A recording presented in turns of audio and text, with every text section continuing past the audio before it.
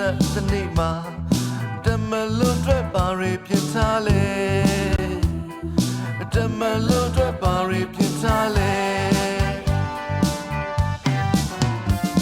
အသက်ပေးချစ်တဲ့ပြာမြတ်တာတော့ဝေဒနာခံပြီးသူအသေးခံခဲ့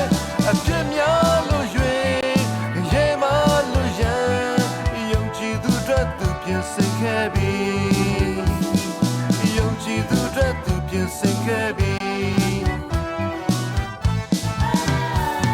အပြစ်ကြွေးကန်ကြွေးဝတ်ကြွေးတို့မှကဲတင်နိုင်တာယေရှုတပါးဒီထို့အရှင်ကိုလက်ခံတော်သူအပေငရဲမှလွတ်ချင်းရမယ်တမလွန်အတွက်ထွက်ရလန်းဟာယေရှုဖျားကိုယုံကြည်ခြင်းပါခုဘဝနဘဝငြိ